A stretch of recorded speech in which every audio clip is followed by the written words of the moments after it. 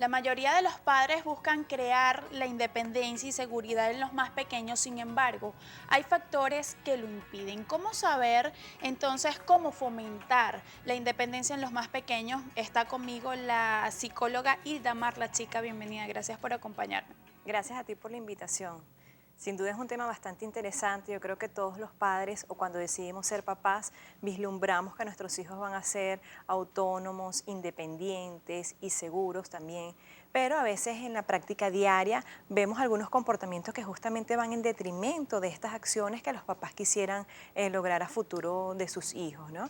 Entonces creo que debemos estar como bastante alertas de qué es lo que estamos haciendo hoy día los padres de este siglo, que casualmente me he conseguido en consulta, que he visto que los papás, por ejemplo, no dejan que los hijos experimenten algunas cosas por su propia cuenta, porque somos nosotros quienes justamente no estamos confiando en las capacidades de los más pequeños de la casa.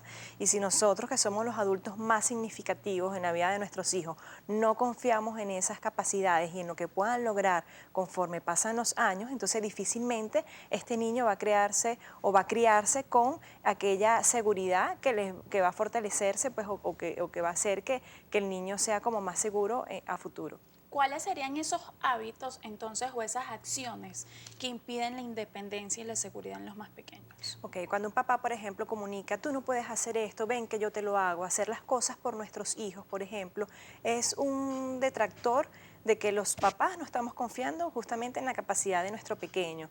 Yo te comentaba inclusive que desde el primer año de edad o inclusive antes, ya los niños o los bebés en este caso pueden hacer acciones por sí solos, como por ejemplo Ujú. siguen instrucciones, pueden llevar su ropita al cesto de la ropa sucia, por ejemplo, y así sucesivamente recoger su juguete, que casualmente es una de las cosas que yo enseño a mis pacientes cuando van a consulta, independientemente de la edad que sea, pero si papá y mamá está truncando, digamos eso, pues difícilmente el niño va a crecer con ese sentimiento de que soy útil para la familia, cosa que también es importante.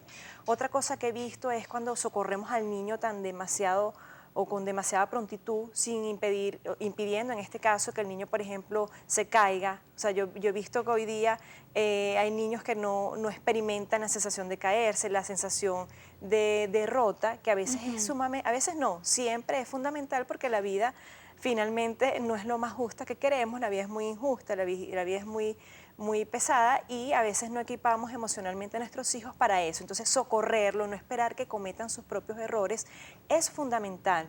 Y sobre todo en el caso también de los adolescentes. El adolescente necesita, Juri, porque sí, pasar por situaciones amorosas a lo mejor dolorosas, de situaciones de despecho, porque eso le va a permitir que más adelante pueda afrontar con mejor ahínco, con mejor recurso, pues esas cosas que les van a venir y que como papás no podemos impedir. Hablabas de la responsabilidad, sin duda entonces esto sería un factor importante para la independencia. ¿Cómo crearle hábitos y responsabilidad a los más pequeños entonces? Bueno, conocer, entiendo, el papá debe conocer que, bueno, que el momento evolutivo de los niños da para que ellos empiecen a tener responsabilidades. Hay muchas responsabilidades dependiendo de la edad del niño, ¿no?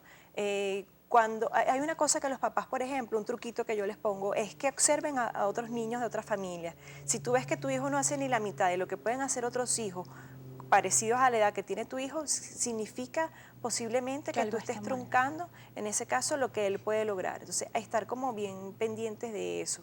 También hablábamos de otras cosas que a lo mejor no tenemos una consecuencia inmediata con relación a lo que los papás hoy día hacemos.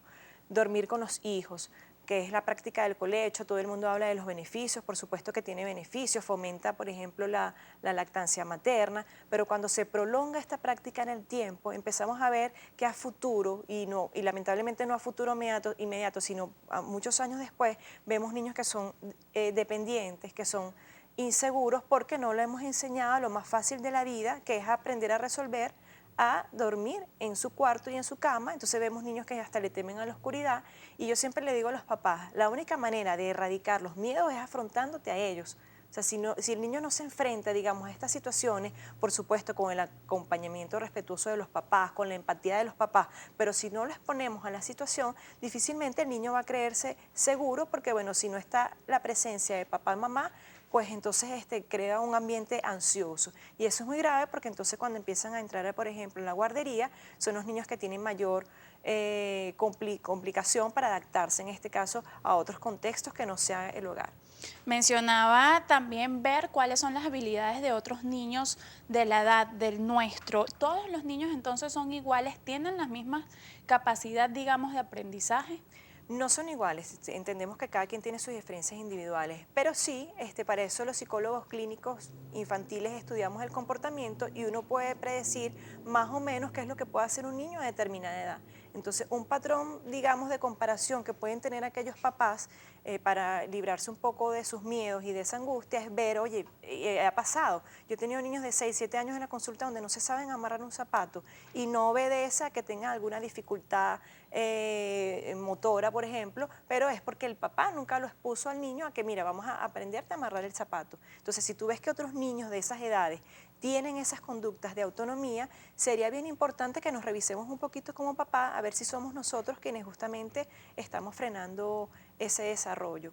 Hoy día estamos presentando digamos, medidas disciplinarias o modelos de crianza que tienen que ver más hacia la sobreprotección y eso es sumamente grave, si bien se entiende porque en el pasado hubo un exceso o hubo mucho autoritarismo, ahora estamos pasando al otro extremo que es la sobreprotección y no nos estamos olvidando de que hay medias tintas, de que hay un punto medio donde ambos aspectos, tanto la sobreprotección y el autoritarismo, ejercen un poder dañino sobre nuestros hijos. Entonces, la sobreprotección equivale a maltratar a un niño, es lo mismo, como si lo estuvieras golpeando, como si lo estuvieras abandonando, porque no estás confiando en sus recursos. Quiero saber también cuál es la consecuencia de que el niño domine al padre. En la actualidad vemos mucho esto, ya que viene por que los padres consienten mucho a los niños, también juega el papel importante los abuelos. ¿Cuál sería entonces la consecuencia de esto? Sí, bueno, fíjate que los padres, los abuelos,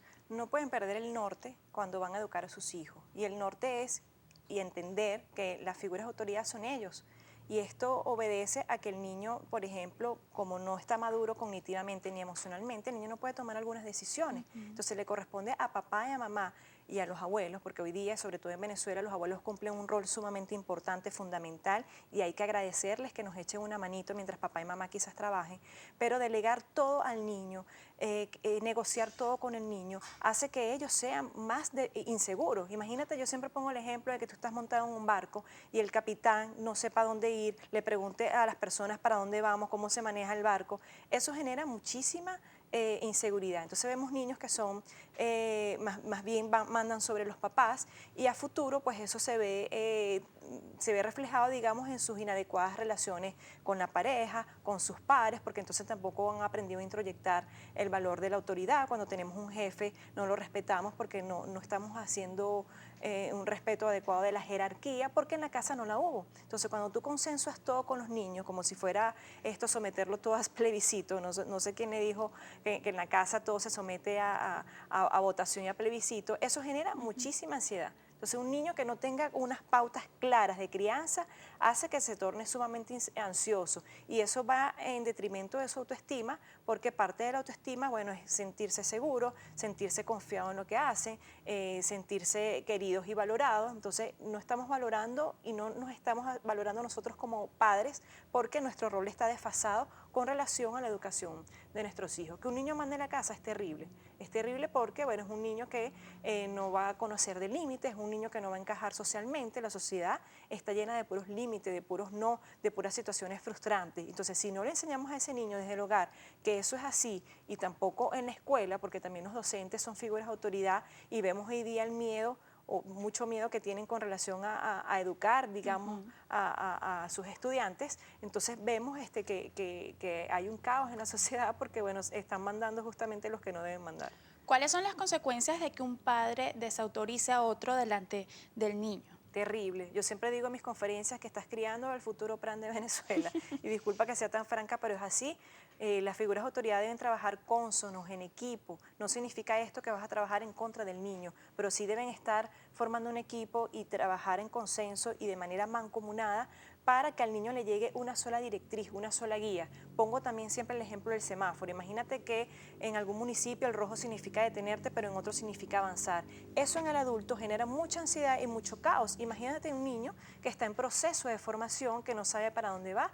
Además que los niños, como dicen, pescan en río revuelto. Si papá me dice una cosa y mamá ya se autoriza o la abuela dice otra cosa, entonces el niño va a tender a comportarse conforme al son que le toque. Ujú. Entonces es bien importante que las figuras de autoridad trabajen en equipo. Que están en desacuerdo, yo creo que todos los días todos estamos en desacuerdo con algo en la vida, pero hacerlo siempre aparte, sin que el niño pueda evidenciar esto. ¿Qué podría indicarnos que el niño sufre autoestima bajo, que sufre de ansiedad, depresión? Bien.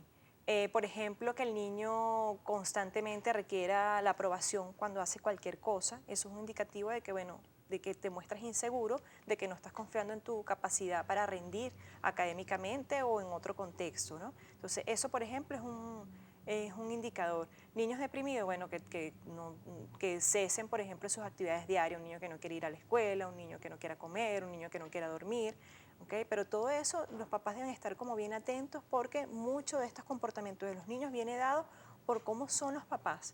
Un papá que, por ejemplo, también sea ansioso, tenga conductas depresivas, no puede esperar que su hijo fomente otra cosa en sus primeros años de vida. Ya para ir finalizando, quisiera saber qué está haciendo usted en cuanto a ayudar a los padres pues, a sobrellevar estos problemas o a resolverlos. Siempre trato de dar información a los papás de primera mano. En mis redes sociales siempre trato de postear información de interés. Muy difícilmente coloco mi opinión, siempre me respaldo sobre datos científicos. Entonces, en mis redes hay muchísima información rica. También el 8 de julio, día viernes, va a haber un conversatorio que se llama Hablemos de disciplina en íntimo, donde justamente allí se van a despejar algunas dudas como el colecho, el dormir con los hijos, aquellas situaciones que desautorizan a las figuras de autoridad y cómo, por supuesto, desarrollar la independencia y la autonomía de nuestros hijos. Preguntas que finalmente surgen de todas esas conferencias que yo he dado a lo largo del tiempo. Entonces, están cordialmente invitados. Para inscripciones, el correo es eventoslachica@gmail.com o también seguirme a través de mis redes sociales @dralachica, tanto en Instagram, Twitter, Facebook, YouTube, Snapchat. Por allí siempre posteo información y por allí se pueden enterar de los eventos. ¿Cuáles